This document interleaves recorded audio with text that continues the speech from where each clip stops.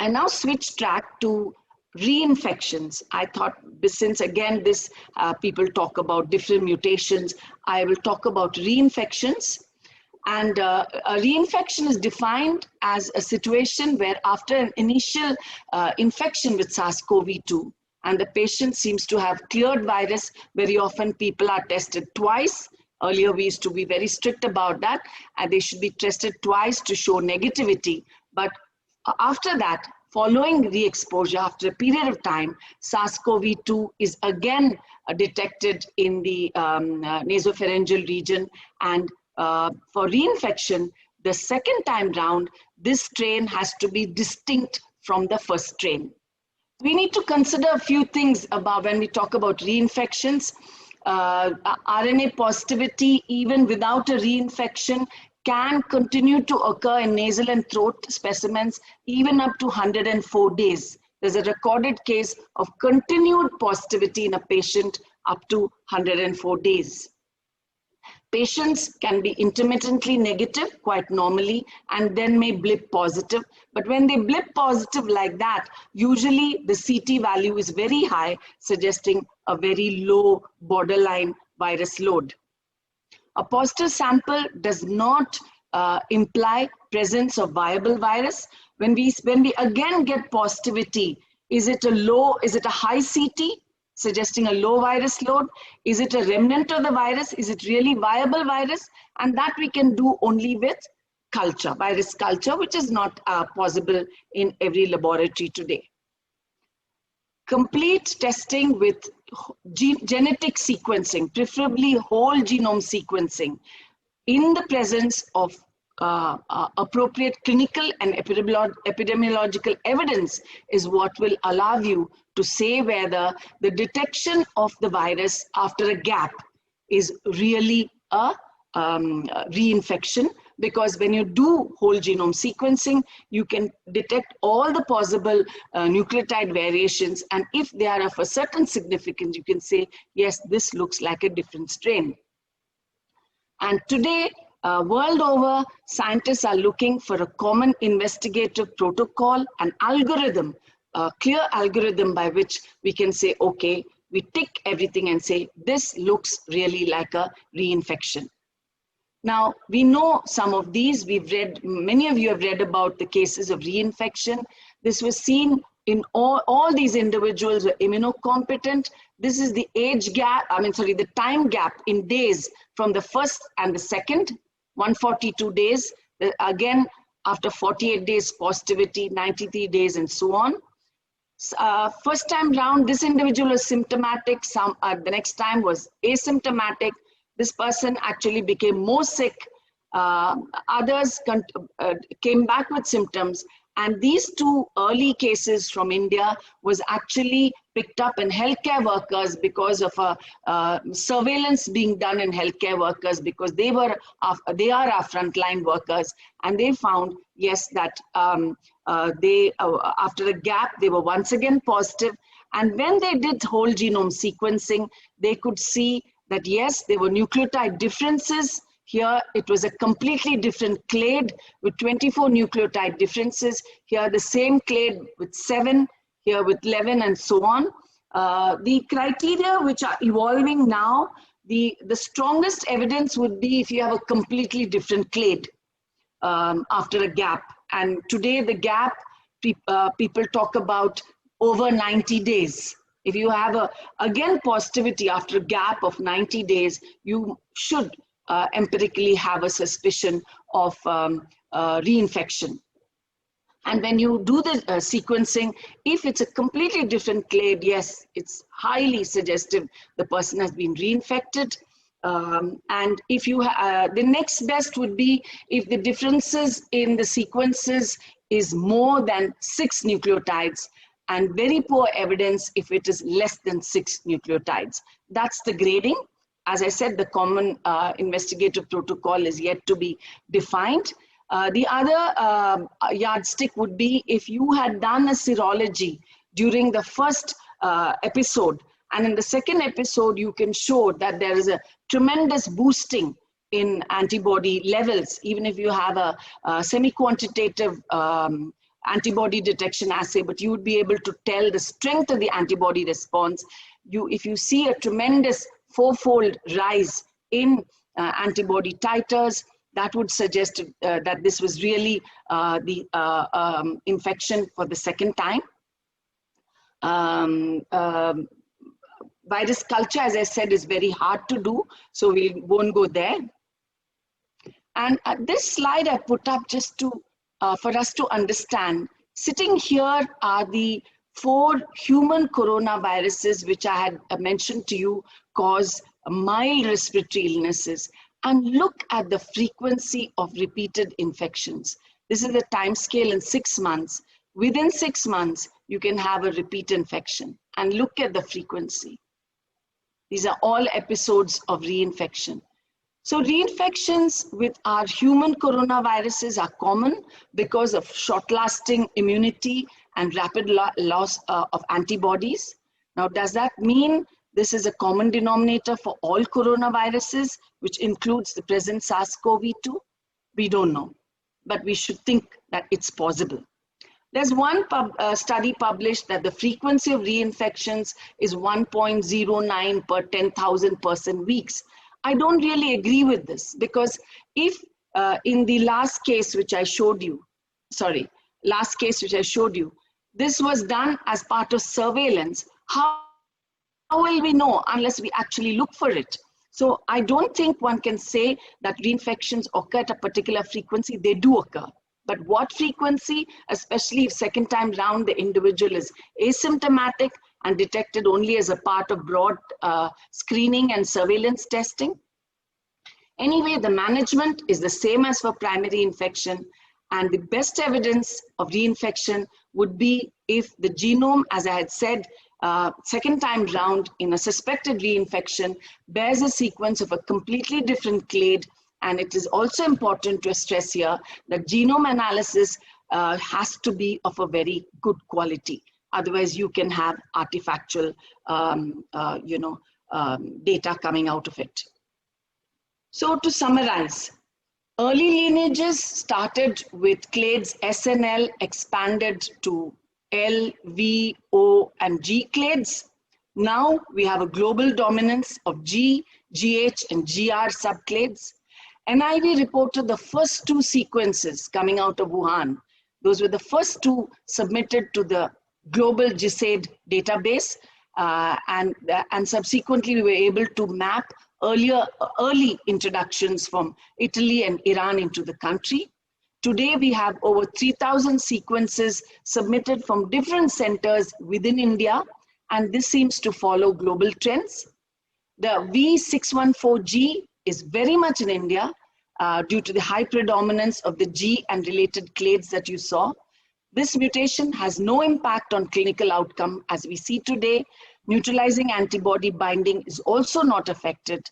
Reinfections, yes, they do exist. Hard to assess the true burden because you need to have good genomic data. Ideally, you should look at antibody response. And if you could also demonstrate viable virus, which requires culture.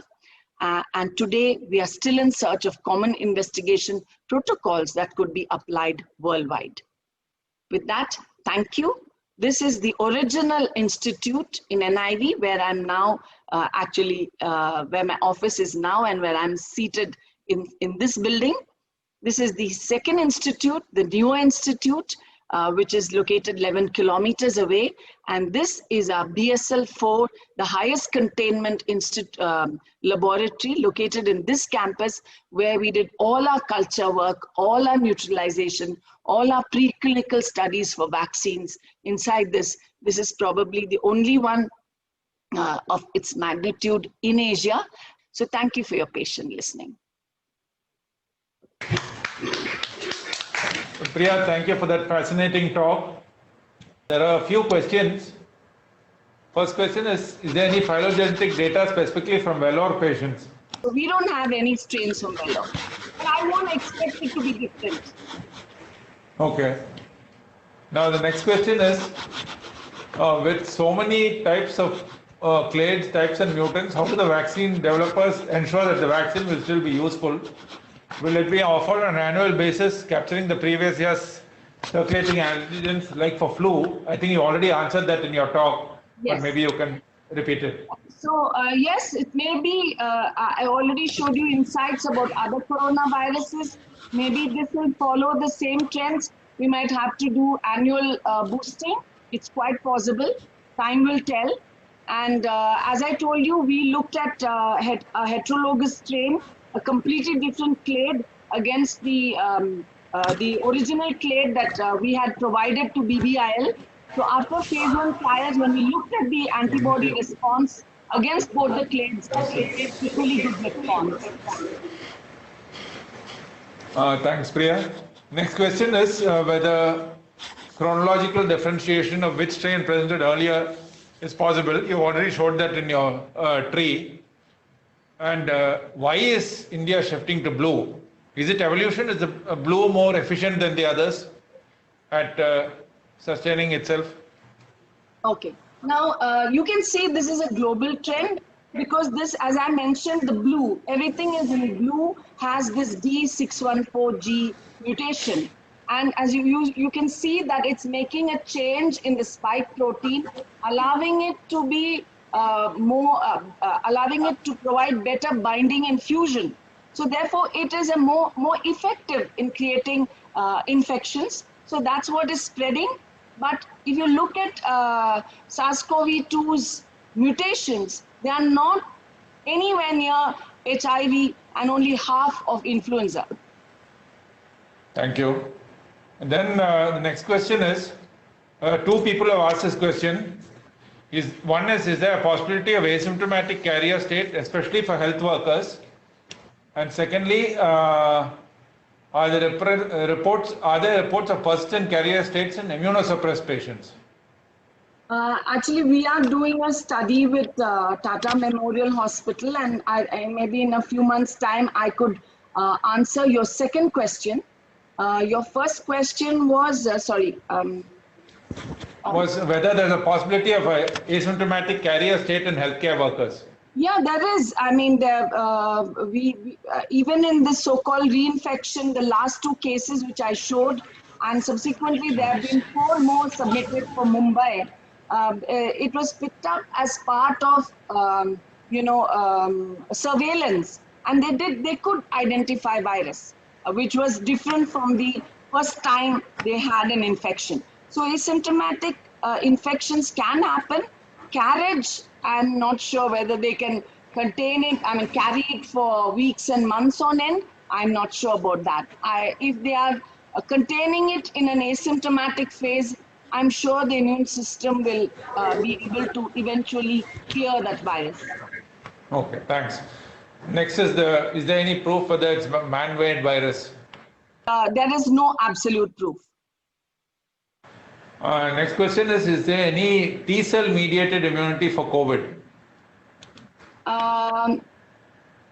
Right now, no. There is no T-cell mediated immunity-based therapeutic approach. No. Is that what you're asking? No, does the body mount a T-cell response? Of course. Yes. It does mount a T-cell response. With very heavy production of IL-6, you know what happens. So yes, IL-6 comes out of a T-cell mediated response. Next one is about fecal shedding of virus, and should there be any modification in stool sample collection for other purposes? Let's say stool local blood and let's say stool for parasites. Is it dangerous? That's what they're asking. Okay, so yes, there is stool shedding does happen, but not all of fecal material contains viable virus. I think when people are looking at stool, it is very important. Anyway, in today's day and age, any biological specimen, you need to have a mask. It is important to wear a mask when you are examining stool specimens. So I think we've reached the end. Anyway, thank you so much for that very informative talk. We read bits and pieces here and there, but it was so nice to see it all distilled into one presentation. I think we have had 2 cases where a clinically patient had reinfection. became positive, negative, and then both times the second one was more severe than the first one. But I don't, how do we send a sample to you? I mean, I guess virology department knows how to do it. So we'll do that from now on. Yeah, I mean, we won't be able to interrogate because, you know, everything will require whole genome sequencing to really prove that it is a reinfection, because you'll have to show that genetic difference. Because it's a very fine line between persistent carriage and a sort of a, you know, intermittent shedding kind of situation versus a real true reinfection. So every suspected reinfection, we may not be able to interrogate because we carry a national burden, but somewhere where you really think it's very important, yes, we can look at. Now, just my own question, Priya, which are the centers allowed to do genome sequencing for this virus? I presume it's highly restricted because it's infectious. Actually, most of the centers that have been doing genome sequencing is CCMB in Hyderabad, IGIB in Delhi. There's a Gujarat Center of Biotechnology, Gujarat Biotech Institute in Ahmedabad. There's a Gandhi Medical College again in Hyderabad, NIMH in Karnataka. So there are quite a few government institutions. So is it possible for a private institute to do this? Is it allowed as of now? I don't know. I don't make Like rules and regulations. Okay. I'm not in a position to tell you that. Okay. Okay, and just one or two more questions. Does a fourfold rise in antibody indicate reinfection? And is this IgG or IgM? Well, the fourfold rise cannot be taken on its own as a reinfection. It only corroborates, because we know that a fourfold rise also suggests, how should I say, maturation of the immune response even with the primary infection. It only corroborates. Elevation and a good pumping up of antibodies suggests, contributes to your diagnosis of reinfection, but not by itself. Related question, this rise in antibodies with reinfection, is it IgG or IgM? IgG. Okay. There will be IgM, but there will be a huge pumping up of IgG. A question from dermatology, is virus available and present in blister fluid? I really can't answer that one. I need to look it up. Now there's a question from hepatology. So I presume they're talking because they do these liver transplants. Should we fear B cell depleting therapy or T cell based therapy more? I presume they're talking about immunosuppression.